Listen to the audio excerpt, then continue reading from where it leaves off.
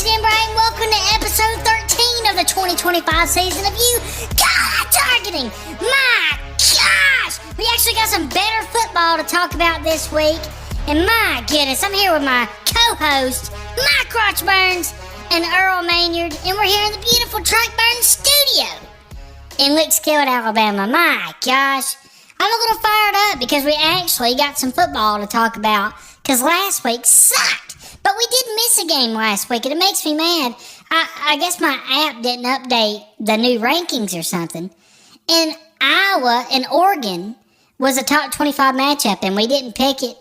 And it ended up being a good game, but it just, I don't know, it sucks. We ended up picking Memphis and Tulane because we didn't have another top 25 matchup. And that game ended up being garbage because we'll start out, I guess, with the recap of that one. Memphis loses 38-32, and they weren't even ranked. None of these teams were ranked, so I don't even know why we picked this game. But Earl got that one right. He liked the green wave, and the green wave won. And then we picked Texas A&M to beat Missouri. All of us did, and they did 38-17. No problem there for the undefeated Texas A&M Aggies. My goodness, they look good. And then BYU at Texas Tech. I was the only one that picked BYU.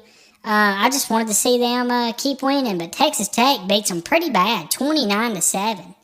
My goodness, so congratulations there to Texas Tech. So let's go to the points. I only got 1 point this week. Sucks, Pure Nipples. Earl got a big 5-point week. He's got 47 now. He's only 3 behind me, and Mike with 4 points and he's got 29 total points now. So he's trying to catch up, but my goodness, what an idiot. But yeah, I'm kind of scared. I'm kind of scared that Earl is catching up to me, and that makes me mad. But anyways, that was a quick recap. Let's give away some awards. Starting with my team of the week, I'm just going to give it to Texas A&M. My goodness, the big 38-17 win on the road against a top 25 SEC team. It's pretty impressive. So, Texas A&M, my goodness, I know that school's got a lot of money, but apparently they have paid the right players because they are looking dang good. But let's talk some trash teams now, starting with San Diego State. My goodness, this is a 7-win team. They go into Hawaii and get their nipples completely beat off. 38-6. My goodness, just embarrassing for San Diego State. Next trash team, Nevada. They're 1-8 on the season. They got beat by a crap Utah State team, 51-14. Next trash team is 2-7, Northern Illinois. My goodness, suck Pure Nipples. Northern Illinois. They lose to 5-4 Toledo, 42-3. Garbage performance. Speaking of garbage, one of my favorite garbage teams, Florida State, loses to Clemson. Both of those teams are nothing but pure garbage, but Clemson wins 24-10. Next trash team, Louisville. My goodness, they get ranked in the top 25, looking like a good team. Had the big upset over Miami earlier in the year. And then California beats them 29-26. And Louisville was at home. Nothing but pure garbage. And speaking of pure garbage, for a ranked team, Virginia gets beat. And you know how I told Wake Forest last week to wake up? Well, apparently they did, because they're the one that beat Virginia. 16-9. Sloppy game. But hey, Wake Forest gets the big upset there. And another trash team, my goodness. And this one has been the trashiest team. It's pretty much like Mike's mom level of pure trashiness. UMass, my goodness, they're 0-9. They lose to Akron, and Akron's crap, and there's only won 4 games. They lost to them 44-10. Nothing but pure trash showing from UMass. And I'm telling you, if I had a ticket, I would go watch them because they're such garbage. But speaking of such garbage, it's time for my absolute trash team of the week.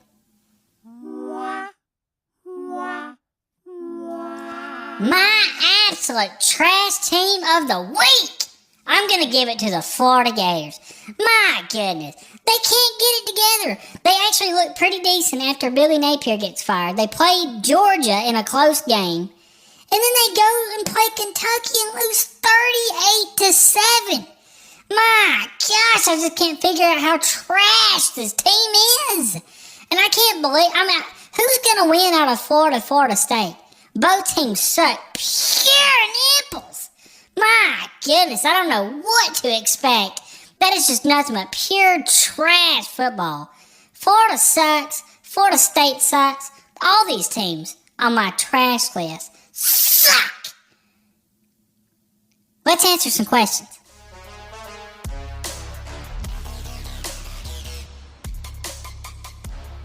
Starting with, let's see, my first question is from Watermelon Rinds in my front yard. It says, Sasha, I asked a guy at work what would be his last meal, and his included meatloaf. What a stupid idiot. What would your last meal, or what would be your last meal? Also, I hope Marcus Freeman gets fired. Hashtag no conference, no eligibility. I've mentioned it on here before. I'm so sick of talking about conferences. And if we played in the conference, blah, blah, blah, this and blah, blah, blah, that. You could make that argument back in the day when the BCS and they only picked 2 teams to play in the national championship. And yeah, if Notre Dame played a crap schedule against no conference teams and then went and played for a national championship, I could see your argument. But the fact that we have to we've played some good teams this year.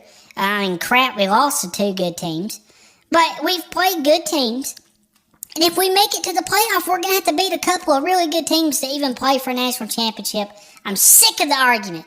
My goodness, who gives a crap if we're playing in the conference? The ACC, do we even count that as a conference? My goodness, Miami sucks, Florida State sucks, Clemson sucks, Virginia sucks, Louisville sucks. That ain't even a conference. My goodness. Anyways, but I guess let's answer your question. What would I do for my last meal? I'm probably going to go to Pizza Hut buffet. I need some water. My goodness. It's good water. Yeah, I'm probably going to go to Pizza Hut buffet. My goodness. If they brought me a barbecue pizza, and then I could have the Pizza Hut buffet, I had it today for lunch, and I don't know how many breadsticks I ate. Always solid breadsticks. Even if they're kind of old and hard, That's what she said, but anyways, it's just good. And then the little cinnamon stick things, my goodness, I could eat a bunch of that. Or I did eat a bunch of those, actually. Pizza Hut buffet, and then I would, I guess I would want some chips and salsa from Chewy's. And that would probably be my last meal. I'd be alright with that, I guess. But yeah, that's what I would. I do beef jerky. It would be my last. I'd get a big bag of sweet and hot Jack Link's beef jerky. Why you jump in when I'm talking? I would eat as much as I could because it wouldn't matter if it made you sick or throw up. You're about to die. So I would eat really until I couldn't eat anymore. Well, thanks for interrupting me, Earl. Next time, keep your absolute mouth shut when I'm talking. Anyways, let's move on to the next question. The next question is from You Smell That? It says, wow, what a game that Indiana won. With the catch of the year. And get Paul Skeens out of Pittsburgh. What a waste of his prime. Should he hold out? Yes, so I didn't get to watch much football Saturday. I was a little busy, but luckily that was one of the games I watched. And I got to see Indiana with that game-winning drive against Penn State. And yes, I do agree. That's catch of the year. It's probably the catch of the last, 10 years maybe. I don't know. It was an epic catch. And it was an awesome way to end that game. I was pumped to see Indiana win that game and stay undefeated. Now, the whole Paul Skeens thing, if you don't know who he's talking about here, because it's baseball, and I like baseball. But yeah, Pittsburgh Pirates seem to do this. They always get good players, and then they can't hold on to him because they won't put any good players around him. And that's where good players go to die, pretty much. I don't know what's going on with his contract. All I know is that I'm with you. He does not need to waste his time in Pittsburgh because they're not going to get him any help. But also, I would rather see him stay at Pittsburgh than to get paid way too much money and go play for the Dodgers or the Yankees. And they just buy the best players. So, I don't know. I'm kind of torn there. I'm a Braves fan, so I don't give a crap where he goes. I mean, I wish he'd go to the Braves, but that ain't going to happen. But yeah, I mean, I'd hate to see him waste such a talent in Pittsburgh, unless Pittsburgh is going to step up their game and actually get some talent around them, because Pittsburgh sucks pure nipples pretty much every year. But anyways, thanks for your question. Next question's from our good friends, the Cube Water Research Team. It says, hey guys, I just wanted to give a quick update on our research team. We are currently traveling to the Gulf of America. We have a lead. We have a lead that states the cubium levels have spiked in recent days.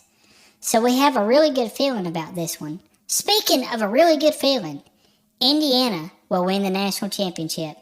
Happy cubing. I don't. What is cubing and how can you be happy while doing it? I don't know. But I hope you're right.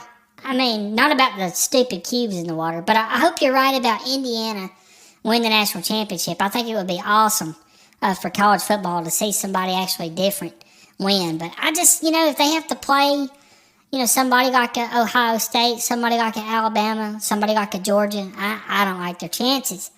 But let's just hope. Let's just hope that Indiana can win the Natty this year. As long as, that's who I'm cheering for if my precious Notre Dame doesn't make it, which I have high confidence that Notre Dame is still going to win the national championship.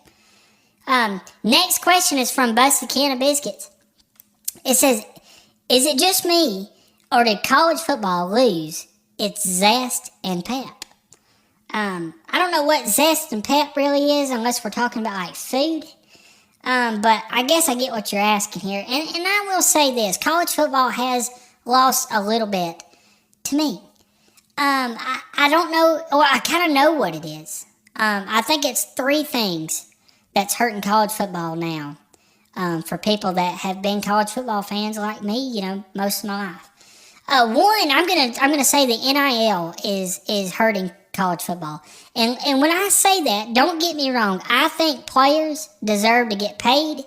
Definitely if you're gonna use their likeness, like in video games and things like that, or sell their jerseys. All that stuff, they should be able to make money off their name and likeness. I'm totally fine with that. Where I draw the line is these 18-year-olds coming in and making more money than players in the NFL. They hadn't even proved themselves. I mean, you look at Arch Manning. I don't know what he's gotten paid from Texas, but my goodness, he sucked pure nipples the first 2 or 3 weeks, and he's finally starting to look like a decent quarterback. But all these colleges throwing big-time money at these players. They're also too young. They're too dumb. I mean, heck, most NFL players are dumb with their money.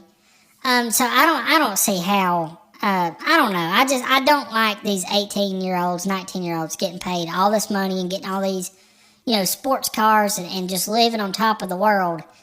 But I do agree that they should get paid because college football makes so much money. Definitely, big schools like Alabama, Texas, Ohio State, just there's no telling what a home game makes for that school. And so I think they should be paid, but I think we should dial it back, and I think there should be some like spending limits or salary caps or something put in place. The next thing that I think is ruining college football is the transfer portal. I'm fine with a transfer, maybe one. But the fact that somebody can play at a school every year of their college career, so if they get redshirted or whatever, they could play for 5 different colleges in that span of time, and that sucks. I hate that there's no loyalty anymore. Recruiting means a darn thing. My goodness. I mean, I don't even get excited about it. If Notre Dame lands a 5-star recruit, whoop-de-flipping absolute dude. Because he could just turn around and leave the next year. If we have a bad year, screw it. He's going to leave. If something happens with a guy from our coaching staff, let me get a drink of water. There could be a coaching staff change. Boom, he's going to leave. There's just so many things that they can just pack their bags and leave, and there's no repercussions for it. I think if they're going to transfer, do like they used to do and make them sit out a year. Like, they can't play the next year if you transfer. Or I think, like I said, I think they should limit how many times you could transfer, or maybe only make it to where, like, you can transfer if, like, you have an injury or if there's a coaching change or something. I don't know. There needs to be rules put in place because I'm sick of people just transferring. You can't even get used to players on your team because you have basically a whole new team every year. And that sucks, and that kind of ruins college football. Even the NFL has some structure to where, you know, you got players locked up for multiple years. College football, I mean, like I said, you can't get used to anybody on your team, and I think that hurts college football. And the last thing that has hurt college football in the recent years, and this kind of pains me to say because I think we all wanted it, it's the 12-team playoff. Now, don't get me wrong. I think it's the most fair way to crown a champion, and heck, it helps Notre Dame. Like this year, we lose our opening 2 games, but we still have a chance to make the playoff and still have a chance to win a national championship. But I miss the old college football when if you lost a game, I mean, my goodness, you felt like your season was over by losing 1 game. And you had to fight tooth and nail just to hope that you make the national championship now. And so I don't know. I like the 12-team playoff because, like I said, it's more fair. But man, I think it takes away from the regular season when teams lose, like when Alabama lost to Florida State opening game. Doesn't matter. I mean, which I guess it didn't matter even with the 4-team playoff because I mean a good 1-loss team was still going to make it. But I don't know. It just makes it feel like these regular season games don't mean as much. And I don't know, college football has taken a step back for me. I don't enjoy it as much as I used to. There's still some elements that I like, and I definitely like it better than the NFL. I tried to get into the NFL this year, and I just can't do it. But anyways, I hope that answers your question. And let's get on to Week 12 picks.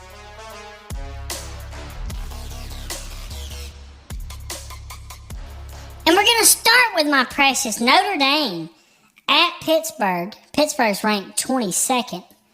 But you know what? Notre Dame's going to whip absolute tits. I don't care who they're playing. I don't care where they're ranked. We're not losing another game this year. Give me the Fighting Irish. I'm going to agree with you, Sasha. I know I normally don't agree with you with Notre Dame, but I am going to take the Fighting Irish as well. I just don't think Pittsburgh has enough talent to win this game. I think it's going to be a good game. I think Pittsburgh will keep it closer than what people are thinking. I think, Sasha, I think you're going to be pretty nervous Saturday, and you'll be biting fingernails, I think, if that's what you do when you're nervous. I know I normally rip a cig or two. Yeah. What were we talking about? Oh, yeah, the Notre Dame Pittsburgh game. It's going to be close. I'm hoping for a close game because we really hadn't had much good football to watch lately. And but I'm going to pick Notre Dame. My goodness, you could have shortened that answer in 2 seconds. Anyways, next game, Oklahoma at Alabama. Alabama has been rolling since that first week loss to Florida State. And Oklahoma's been very inconsistent. I think they got a good defense.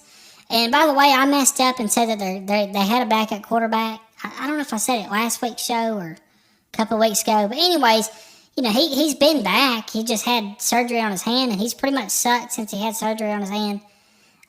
There's no way they go into Alabama and win this game. I'm going to take the Tide.